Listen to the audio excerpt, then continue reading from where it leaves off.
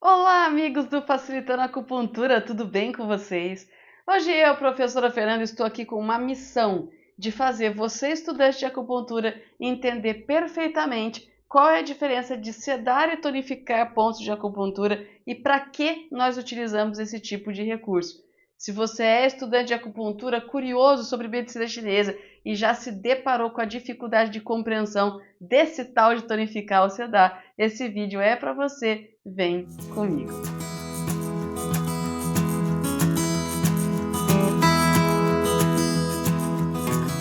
Muito bem, pessoal. Então hoje a minha conversa vai para quem está começando a estudar acupuntura, ou já está lá no meio do curso e não entendeu isso ainda, ou é só um curioso e quando para com essa informação de tonifica e seda fica um pouco confuso e muitas vezes realmente é uma confusão que a minha ideia é sanar hoje, neste vídeo.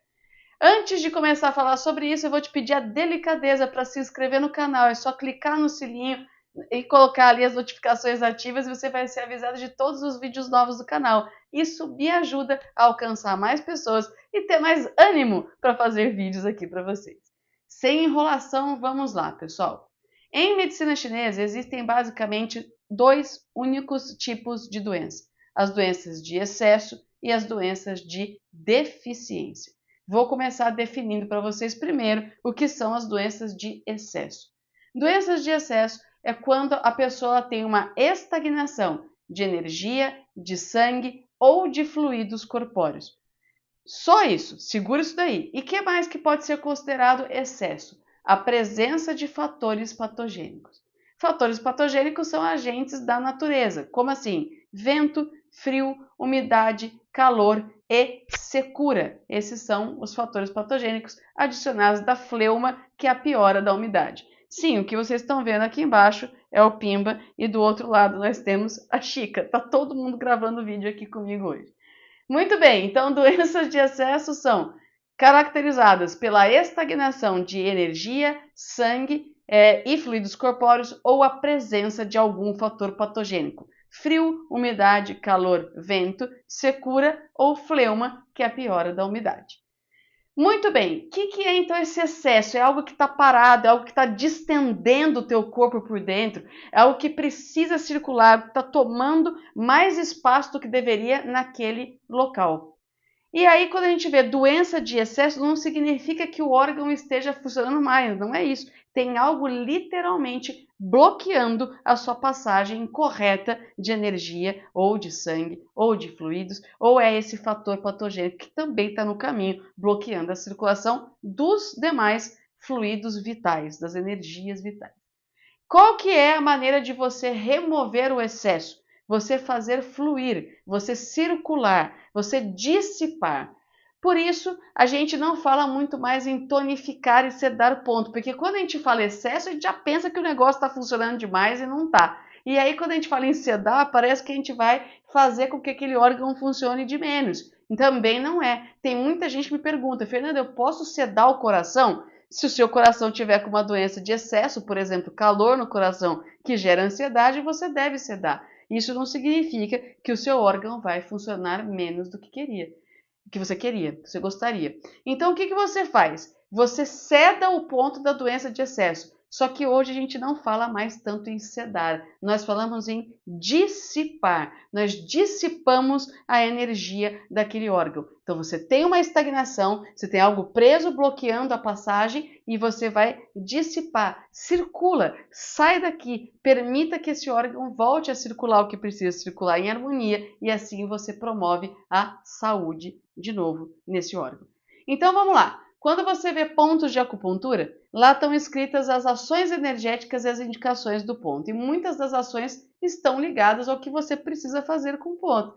Então você tem uma ação energética de remover o calor do coração.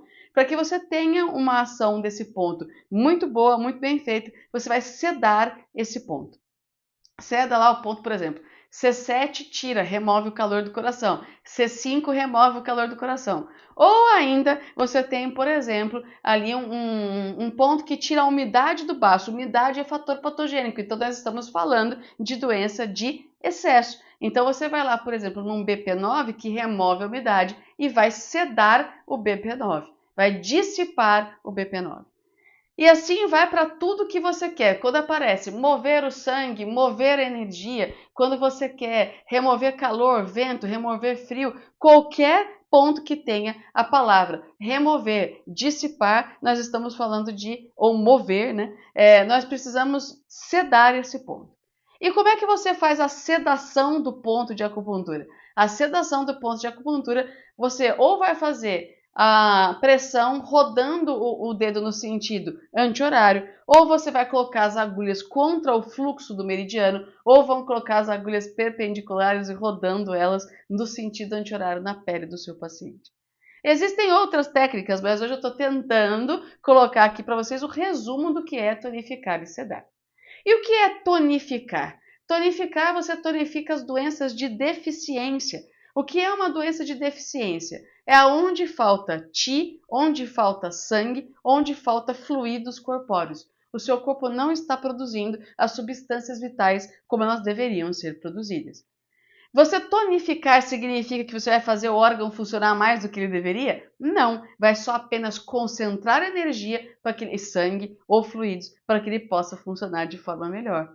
Então, quando você tonifica, a gente fala em nutrir, trazer força para que esse órgão funcione de forma adequada. Então, você tem na deficiência de sangue, por exemplo, a deficiência do sangue do baço.